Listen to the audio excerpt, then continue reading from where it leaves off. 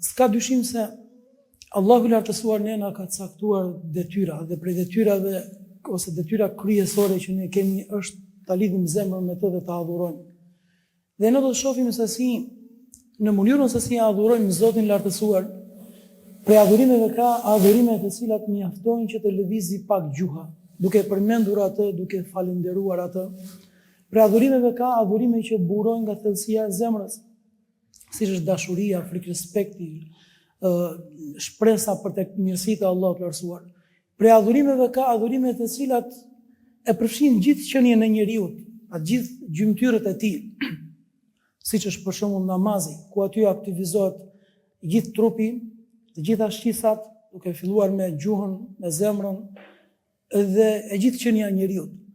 Mirë po Allahu lartësuar ka dashur që prej adhurimeve me të cilat ne afrohemi tek ai dhe ne adhurojmë atë, janë dhe adhurime të cilat kryhen me anë të pasurisë, me anë të lekut, me anë të mirave materiale të cilat Allahu i lartësuar na i ka dhuruar. Prandaj njeriu shkon drejt Zotit lartësuar, ecën drejt Zotit gjithësisë me gjithë qenien e tij, me gjithë pasurinë e tij dhe me gjithë kapitalin që i ka dhënë Allahu i lartësuar. Dhe gjithçka që i ka dhënë i madhërishmi, njeriu e koncepton, e konsideron si dhurat prej të madhërishmi, prej Allahut të lartësuar. Pra thënë ndryshe, në mënyrë pak më të thjeshtë thot, nuk jam unë, as pasuria ime, dhe as gjitha benefitet dhe kapitalet që kam, veç se dhurat prej Allahut të lartësuar.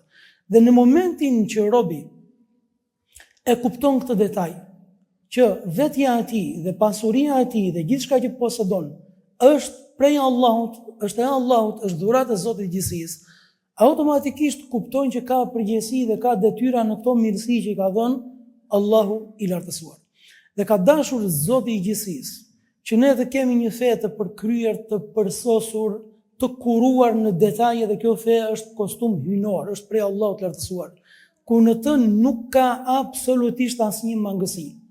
Dhe ne dim shumë mirë që prej shtyllave kryesore të kësaj feje është dhe zakati i pasurisë. Është dhe zakati. Pejgamberi alayhis salam thotë, është ndërtuar kjo fe, është ndërtuar Islami mbi 5 kolona, mbi 5 shtylla të rëndësishme. E para është dëshmia se s'ka Zot tjetër përveç Allahut, është i vetmi që i meriton adhurimet tona, dhe dëshmia se Muhamedi alayhis salam është robi i Zotit, e dyta është falja namazit, e treta është dhënia e zakatit, e katërta është agjërimi i muajit Ramazanit dhe e pesta është kryerja e haxhit për atë që ka mundësi për ta kryer haxhin. Islami është ndërtuar mbi këto 5 shtylla. Po lind pyetja, pse Allahu i lartësuar ka dashur që këto të jenë 5 ato sipërmarrjet kryesore të njeriut? Se ne dim shumë mirë që gjithçka që vjen prej Allahut, qoftë urdhër apo orientim apo dispozit, ka hikmet në të, ka urtësi në të, ka jetë në të. Atëherë, ne me të drejtë mund të ngrejmë një pyetje dhe të themi, çfarë ka dashur Allahu i lartësuar nëpërmjet obligueshmërisë së zakatit? Çfarë ka dashur Allahu i lartësuar dhe ku është përfitimi nëpërmjet faktit, nëpërmjet këtij obligimi dhe kësaj dispozite? I kërkon njeriu, kryesisht krye familjarit, që të hedhë vështrim sistematik, periodik në pasurinë e tij, në ato mirësi që i ka dhënë Allahu i lartësuar, dhe pastaj të bëjë një bilanc siç ja bën shteti bilancin. Madje akoma më të kujdesshëm, sepse raporti shtet-individ është raport krijes-krijes. Dhe këtu përpiqet individi që të jetë korrekt dhe të jetë i kujdesshëm. Pastaj raporti i zakatit është raport krijes-krijues. Duhet të jetë përgjegjësiria akoma më e madhe. Për këtë arsye bën një bilanc shumë të detajuar dhe thotë, përgjatë këtij viti, cili ka qenë bilanci tim? Sa pasuri kam? Sa të mira materiale, sa monedha kam? Hedh një vështrim.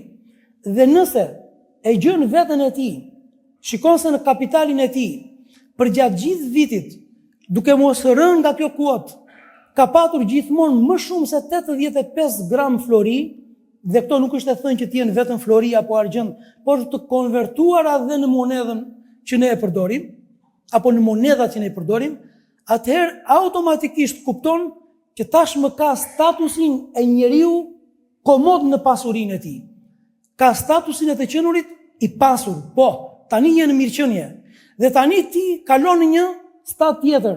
Tani ti nuk të takon vetëm, dhe nuk është detyra e jotja që të mendosh vetëm për veten tënde dhe për fëmijët dhe për familjen tënde, por automatikisht kupton që në pasurinë tënde tani ka hak edhe dikush tjetër. Në pasurinë tënde që në këtë moment ka hak, ka të drejtë edhe dikush tjetër. Dhe këto janë 8 kategori që i ka cilësuar Allahu i lartësuar në Kur'anin famëlar, që kryesisht janë njerëzit në nevojë, fukarënjt, miskinët, borxhlinjt, njerëzit në nevojë.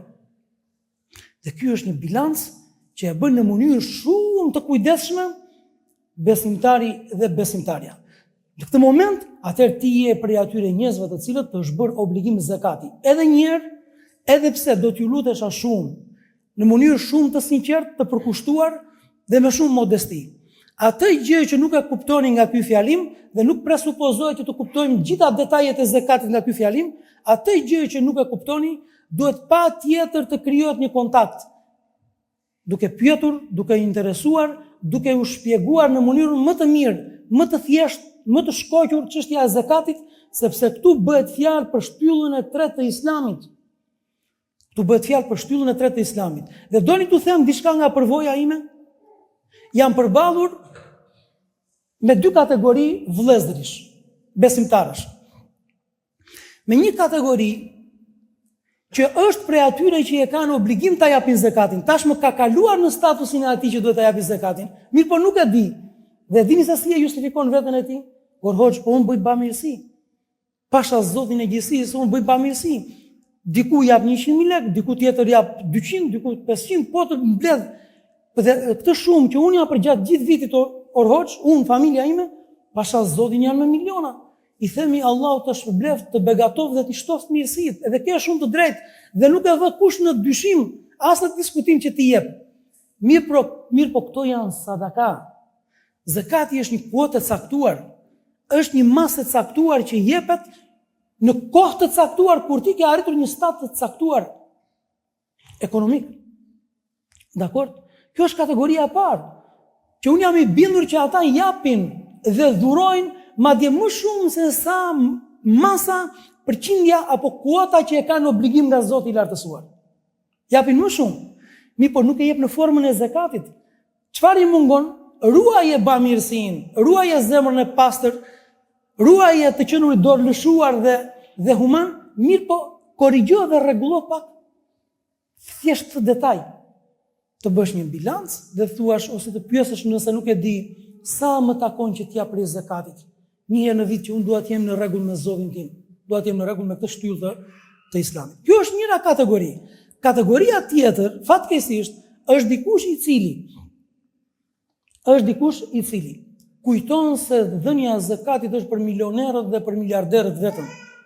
Pra akoma nuk e kam arritur ajo shprehje e famshme $1 milion për të dhënë zakatin.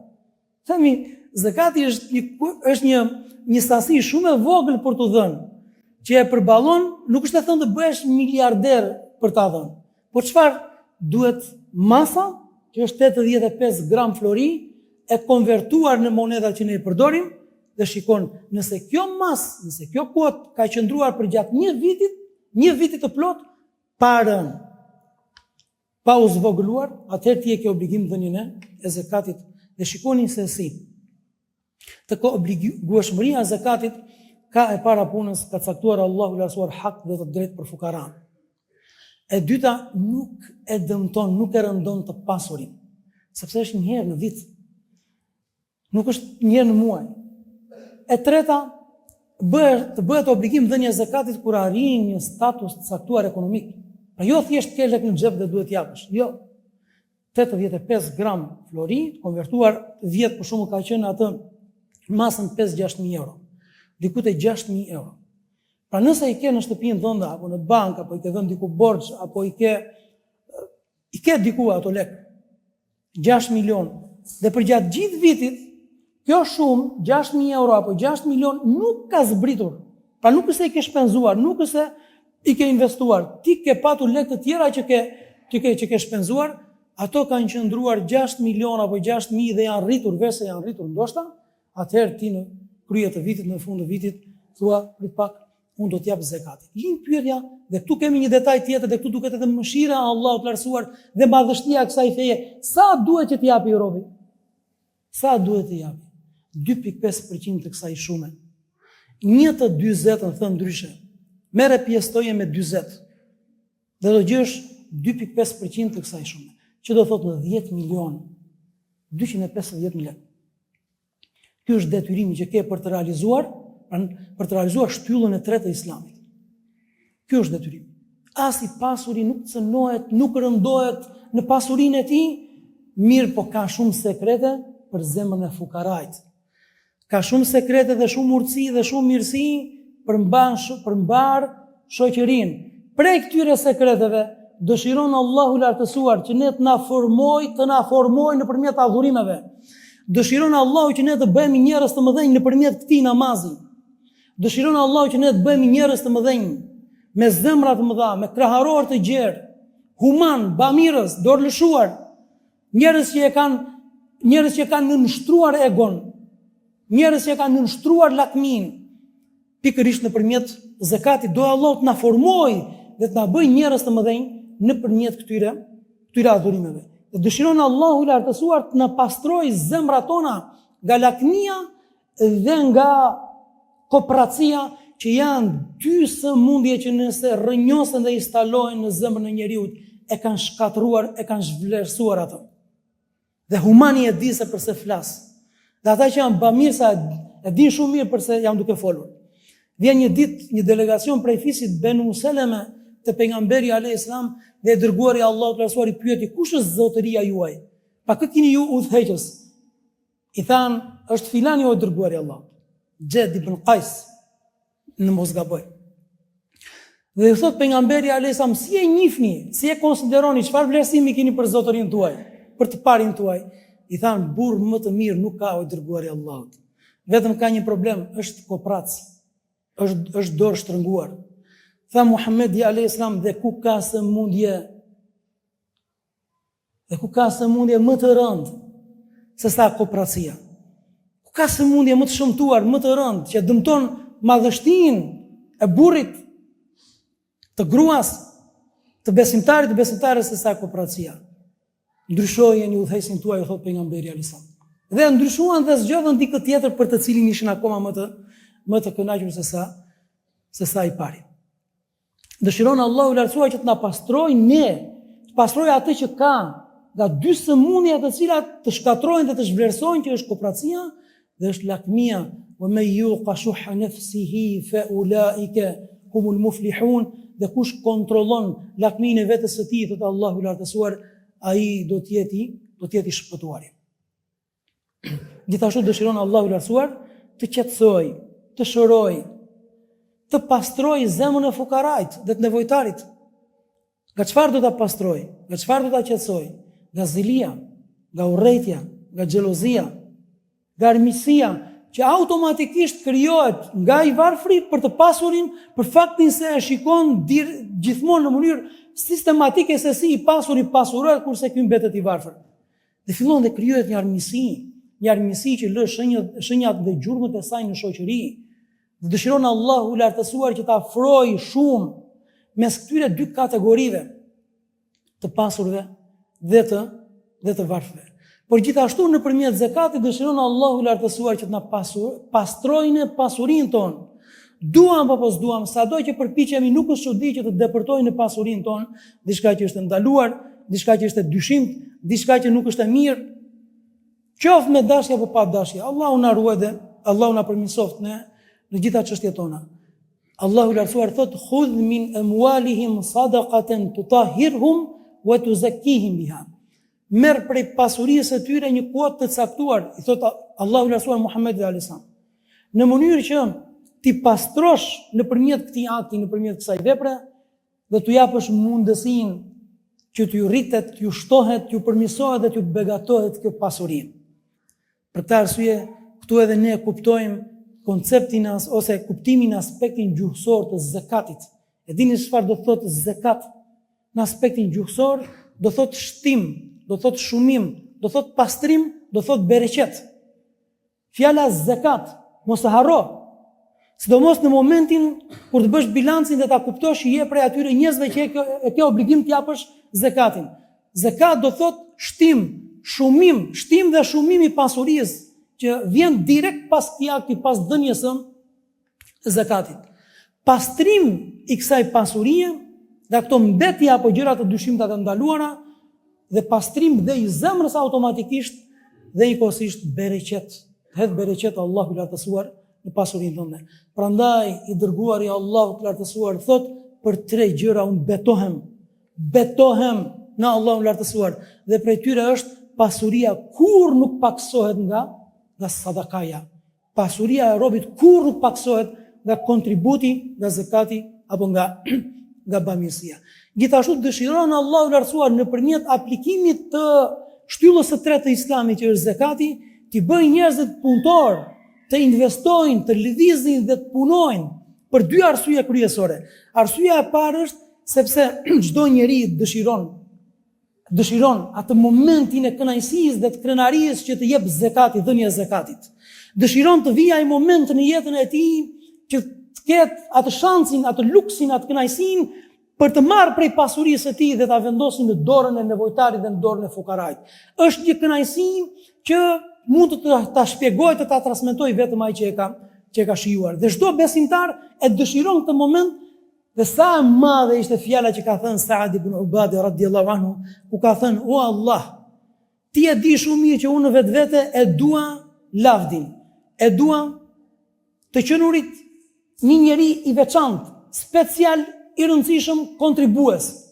Dhe unë e di o Zot që nuk ka rrugë më të mirë për të arritur këtë gjë se sa duke patur pasuri. Për këtë arsye o Allah, unë të kërkoj të më japësh, të më dhurosh, të më pasurosh në mënyrë që unë të bëhem një njeri i veçantë, i rëndësishëm në zemrat e fukarëve." Shkoni se çfarë? Sa bukur ishte drejtuar Allahu të lartësuar. E dua këtë pasurinë. Dhe unë do punoj për pasurinë. Dua të bëhem i pasur. E dini pse?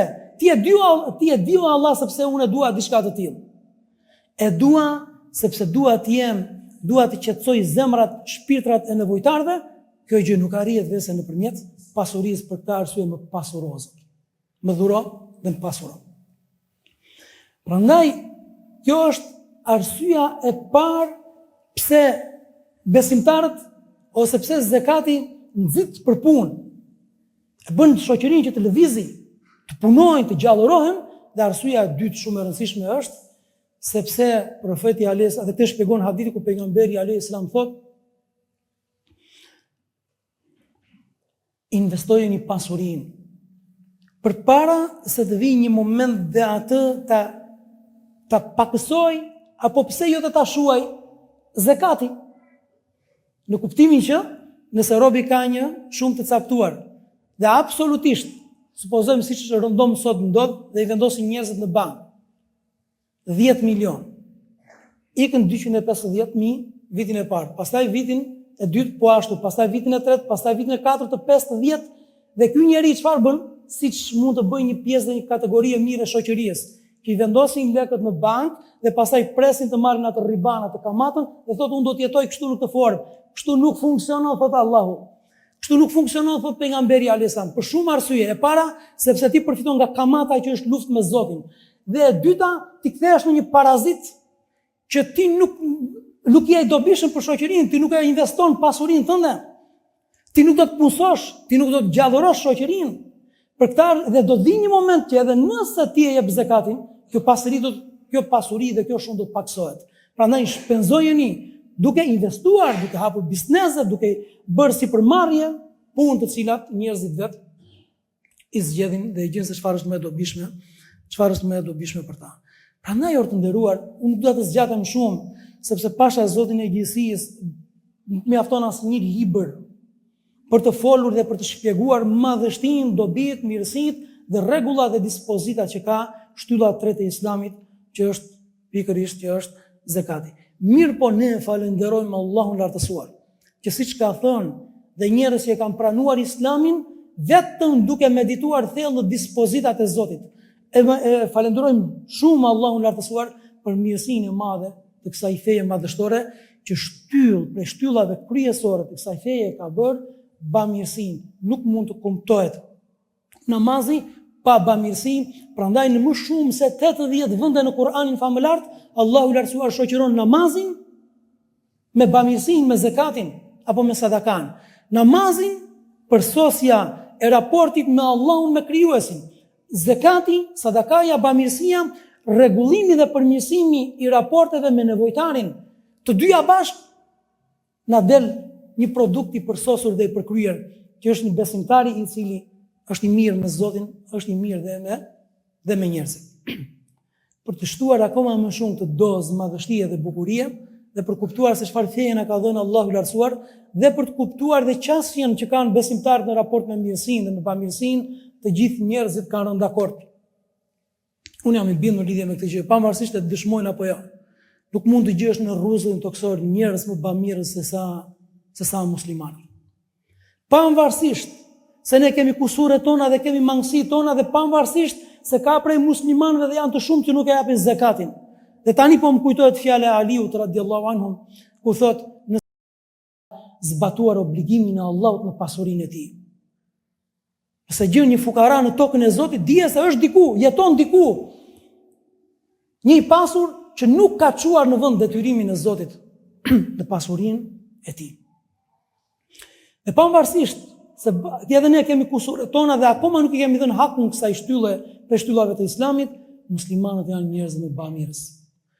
Dhe njerëzit janë njerëz më human. Dhe janë shpresa e kësaj shoqërie. Dhe na bëftë Allahu i lartësuar të tillë. Na pasuroft Zoti fillimisht në zemrat tona, pastaj në duar, në xhep, në xhepat tonë, dhe na dhënë Allahu mundësi dhe mirësi të shumta për të vënë jetë dhe për zbatuar të urdhër, për të qenë edhe pranë njerëzve në nevojë. Është shumë interesante se si ju qasën besimtarët urdhrit të Allahut të lartësuar për të shpenzuar nga pasuria e tyre. Shumë interesante. Dhe përmend Allahu i lartësuar 3 kategori njerëzish në Kur'anin famëlar. E keni në Kur'an, shfletoni dhe do ta gjeni.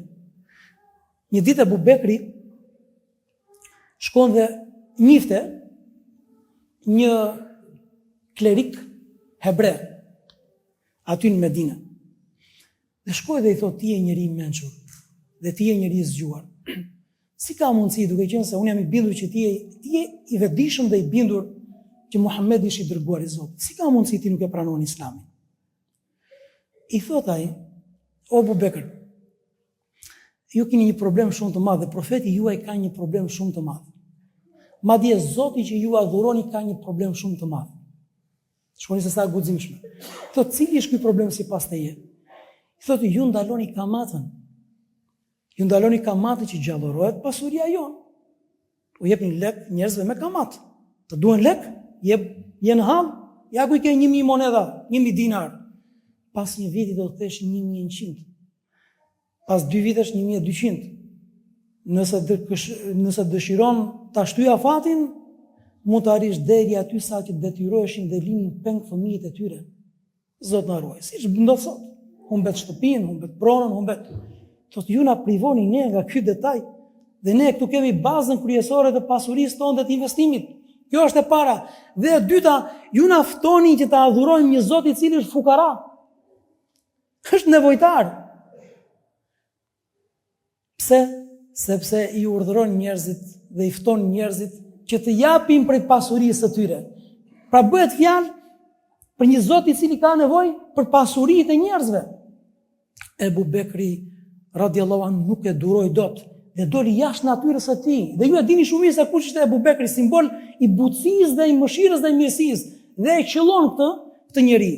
Dhe thot, pasha Zotin e gjithësisë, nëse nuk do të ishte marrëveshja që kemi ne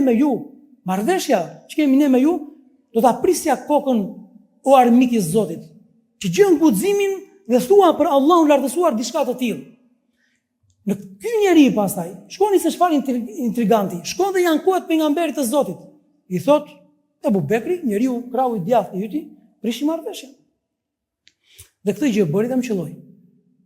I thot, oj dërguari i Allahut, ka thënë, i thot Ebu Bekri, ka thënë për Allahun atë që nuk e mbajnë as qiejt as toka. Ka thënë për Allahun lartësuar, Allah është fukara, është nevojtar, dhe kërkojnë që ta ndihmojnë njerëzit me sadakat e tyre dhe me zakatin e tyre.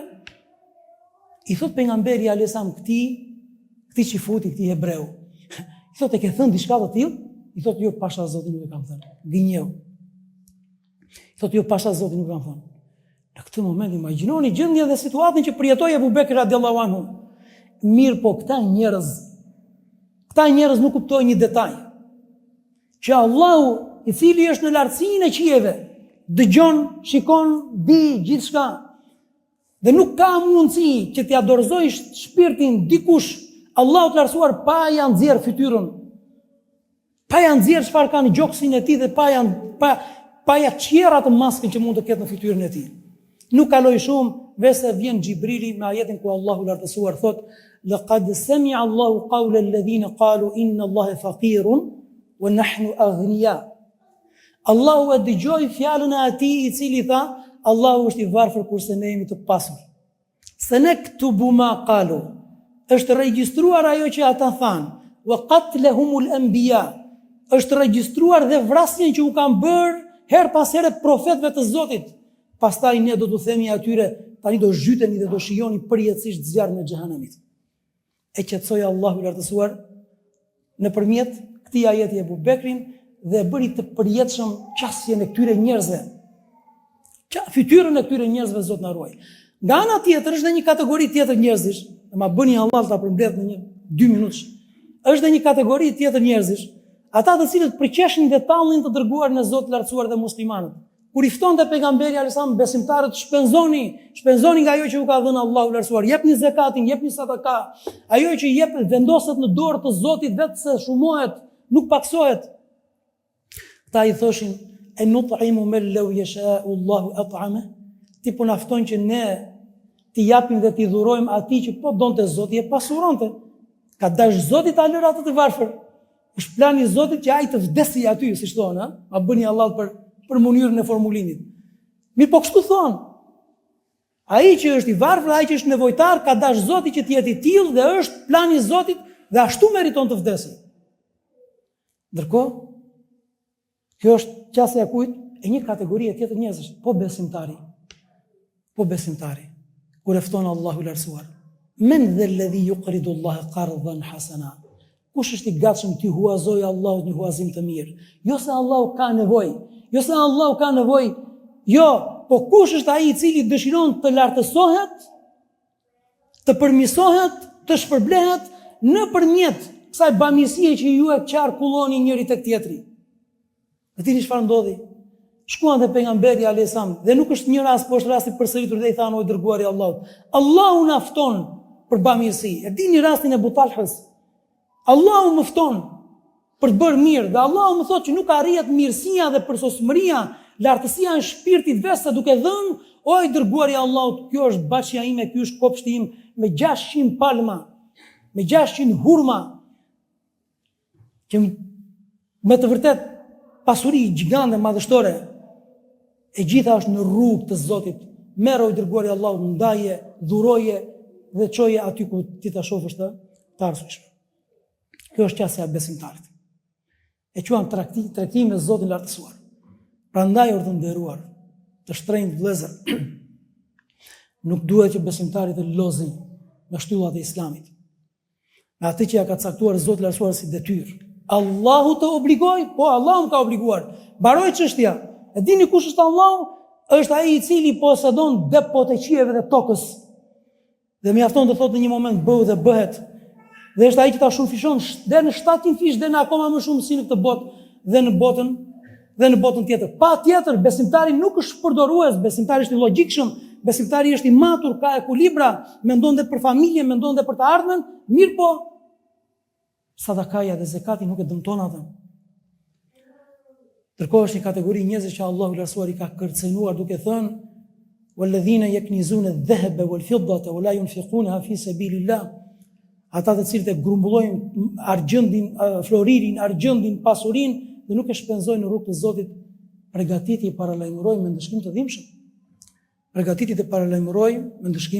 të dhimbshëm. Allahu na bëft dhe na mësoft të jemi prej atyre njerëzve të cilët e japin zakatin, për atyre njerëzve të cilët janë bamirës, për atyre njerëzve të cilët gjithmonë janë aty ku i kërkon të jenë Allahu i lartësuar, ku i kërkon që të jenë Zoti i gjithësisë dhe e mira dhe kontributi. Allahu na pasuroft në shpirtin tonë, në zemrën tonë, Allahu na pasuroft në të mirat materiale, na ruaj fillimisht Allahu këto mirësi që na ka dhënë, sepse me të vërtet lundrohemi në mirësitë e Zotit. E kërkojmë Allahu të lartësuar që ne të jetojmë mes bamirësve, e kërkojmë Allahu të lartësuar që të na tubojë dhe të na ringjallë në xhenetet e larta me njerëzit më të mirë që Zoti i gjithësisë ka krijuar. E kërkoj Allahu të lartësuar që të nxjerrë nga sikleti, nga varfëria, nga skamja, nga vuajtja, nga dhimbja, nga loti të gjitha ata njerëz që ndoshta janë sprovuar me sprovën e fukarallëkut, me sprovën e skamjes, dhe kërkojmë Allahu të lartësuar që na falit, na mëshiroj, të na përmirësoj, të na lartësoj. Aqulu ma tasma'un wastaghfirullaha al-azim li wa lakum.